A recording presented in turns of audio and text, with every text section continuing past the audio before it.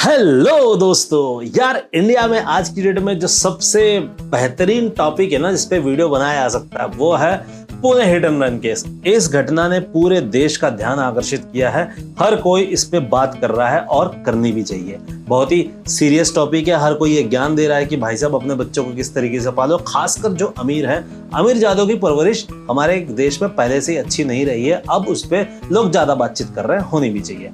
लेकिन मेरा जो मेन इंटरेस्ट है ना इस पूरे टॉपिक में वो है इसका जजमेंट जो जुवेनाइल जस्टिस कोर्ट ने सुनाया। 300 पेज का निबंध उसके अलावा भी है, बट मेन जो आकर्षण है कि 2 बंदों की जान चली गई है भाई। उस पे जुवेनाइल जस्टिस कोर्ट ये बोल रहा है कि आप एक्सीडेंट पे 300 पेज का निबंध लिखो। गजब फकीरी है भाई, हमारे देश में ही हो सकता है। लेकिन मेन बात यह है कि अगर यही घटना दूसरे किसी देश में हुई होती तो वहां पे किस तरीके का निर्णय लेने की संभावना हो सकती थी। हिस्ट्री में उन देशों में क्या ऐसी घटनाएं हुई हैं और उस पर क्या डिसीजन लिया गया है और वहां का लॉ क्या बोलता है, जानेंगे इस वीडियो में। तो प्लीज वीडियो को शुरू से एंड तक जरूर देखना, आपको कुछ ना कुछ जानने को प्राप्त होगा। तो चलिए वीडियो स्टार्ट करते हैं। MMJ वाइब्स चैनल को सब्सक्राइब करने के लिए अपने मोबाइल पे ये वाला बटन दबाएं और हर नए वीडियो का नोटिफिकेशन पाने के लिए ऑल पे क्लिक करें। तो चलिए सबसे पहले हम बात करेंगे यूएस के बारे में। यूएस का कानून हिट एंड रन केस के मामले में क्या बोलता है। यूएस का कानून एक चीज बहुत इंपॉर्टेंट बोलता है कि अगर हिट एंड रन केस हुआ है तो ड्राइवर को इसकी जानकारी पुलिस को खुद देनी पड़ेगी। That's very important.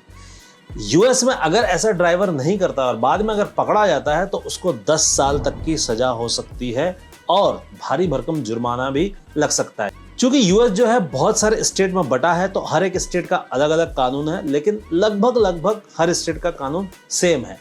यहां पे मैं एक इंटरेस्टिंग केस की बात बताना चाहूंगा कि एक जुवेनाइल केस हुआ था 2018 में। कैमरॉन हेरिन नाम का एक बंदा था जो कि रईस ज्यादा था। वो अपने दोस्त के साथ टैम्पा, जो कि फ्लोरिडा में एक जगह है, वहां पे रेसिंग कर रहा था अपनी मस्टैंग लेके। उसने रेसिंग के दौरान उसके और उसके दोस्त ने एक पूरी फैमिली को खत्म कर दी थी उसमें, जबकि उनकी एक छोटी सी बच्ची भी थी, उसकी भी डेथ हो गई थी। जब उसका ट्रायल चला तो चूंकि उसकी एज उस टाइम पर 17 साल थी, लेकिन जज ने उसको एज एन अडल्ट ट्रीट किया और उस बंदे को 21 साल की सजा सुनाई गई। चलिए इसके बाद हम बात करते हैं हमारे पड़ोसी देश पाकिस्तान के बारे में। आप लोगों को जानने की बहुत ज्यादा इच्छा रही होगी पाकिस्तान का कानून क्या बोलता है।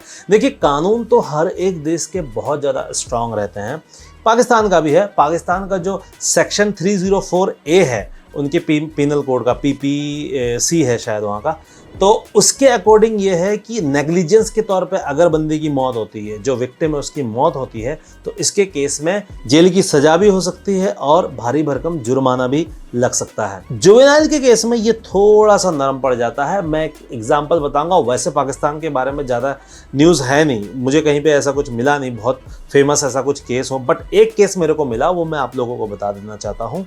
पाकिस्तान में 2014 में एक high profile hit and run case हुआ था मोहम्मद अजीम केस के नाम से। इसमें हुआ था कि मोहम्मद अजीम जो है, इसकी उम्र थी, एक छोटा सा बच्चा था, 5 साल की उम्र का था। इसको एक 16 साल का लड़का जो कि रैश ड्राइविंग करता हुआ आ रहा था, उसने अपनी गाड़ी से टक्कर मार दी और इसकी मौत हो जाती है।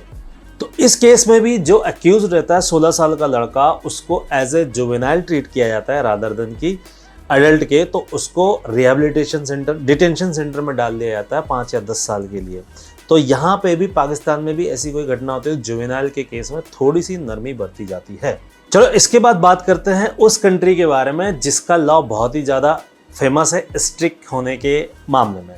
मैं बात कर रहा हूँ यहाँ पे सऊदी अरबिया की। सऊदी अरबिया का जो लॉ है वो शरिया कानून के आधार पर है। इस मामले में भी हिट एंड रन केस के मामले में एडल्ट्री के लिए वहाँ पे बहुत ज़्यादा भारी भरकम जुर्माना लगाया जाता है। सऊदी अरबिया में अगर ड्राइवर एडल्ट है तो उसको 44,44,353 रुपये का जुर्माना लगाया जाता है अगर जो विक्टिम है उसकी मौत हो जाती है तो, और 4 से 5 साल तक की सजा का भी प्रावधान है। सऊदी अरब की जो कैपिटल है रियाद, वहाँ पे 2018 में एक famous hit and run case हुआ था जहाँ पे 16 साल का लड़का, उसने एक बंदे को ठोक दिया था, उसको इंजरी वगैरह होती है। तो उस केस में भी उस जो लड़के को, 16 साल के लड़के को as a juvenile justice court के सामने ही पेश किया जाता है और उसको डिटेंशन सेंटर में भेज दिया जाता है। चलिए इसके बाद बात करते हैं यार एक ऐसी कंट्री के बारे में जहां पे हिट एंड रन केस के मामले में अगर किसी की डेथ हो जाती है तो भाई साहब उम्र कैद तक की सजा भी है। मैं बात कर रहा हूँ यहाँ पे कनाडा की। सबसे पहले तो वहाँ पे क्या है कि अगर कोई हिट एंड रन केस में किसी ड्राइवर ने किसी को ठोक दिया या कुछ भी हो गया तो उस केस में ड्राइवर को इन्फॉर्म करना बहुत ज़्यादा इम्पॉर्टेंट है। अगर वो नहीं करता है तो उसको 5 साल तक की सज़ा हो सकती है, और अगर जो विक्टिम है उसकी डेथ हो जाती है तो उसको उम्र कैद तक भी सज़ा हो सकती है। वो सिचुएशन पर डिपेंड करता है। चलिए इसके बाद बात करते हैं यार एक ऐसी कंट्री जो कि बहुत ज़्यादा स्ट्रिक्ट है हिट एंड रन केस के मामले में, और वहाँ का लॉ तो इम्पॉर्टेंट है ही, लेकिन वहाँ की जो सिस्टम है, मतलब वहाँ की जो व्यवस्था है, कानून व्यवस्था, वो बहुत ज़्यादा इस चीज़ को सीरियसली लेती है। देखो कानून बनाना अलग बात है, उसको इम्प्लीमेंट करना अलग बात है। तो ये लोग इम्प्लीमेंट बहुत अच्छे से करते हैं। वो है जापान।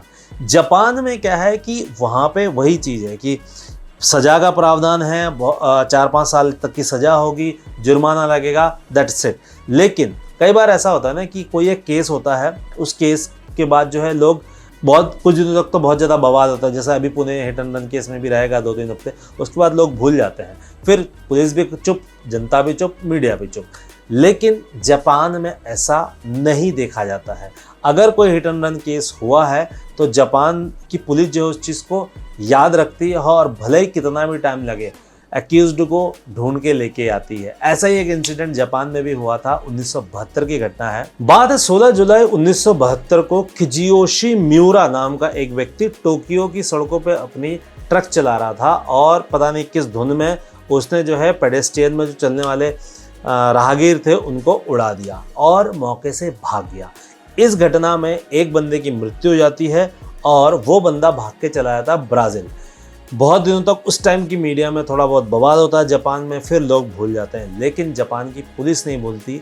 इस बंदे को जापान की पुलिस ब्राज़ील से 3 साल बाद दिसंबर 1974 में पकड़ के लेके आती है, और इस पर ट्रायल चलाती है, और इसको सजा भी मिलती है। तो हिट एंड रन केस के मामले में जापान, सिंगापुर ऑलमोस्ट सेम है, और ये लोग बहुत ज़्यादा सीरियस भी हैं इस कानून को लेके। तो चलिए इस वीडियो में यही तक। आई होप कि आप लोगों को थोड़ा बहुत जानने को प्राप्त हो, थोड़ा इंटरेस्टिंग भी लगा होगा। ऑफ द टॉपिक मैंने ये वीडियो लेके आया हूँ। अगर वीडियो अच्छा लगा होगा, मेरा काम थोड़ा बहुत भी आप लोगों को अच्छा लग रहा हो, तो प्लीज़ चैनल को सब्सक्राइब कीजिए, वीडियो को लाइक और शेयर करना ना भूलें। और तो चलिए मिलते हैं अगले इंटरेस्टिंग वीडियो के साथ। हो सकता है कि एक ट्रैवलिंग टाइप का वीडियो भी हो, चाहे कुछ भी हो सकता है। मिलते हैं अगले वीडियो में, तब तक के लिए गुड नाइट।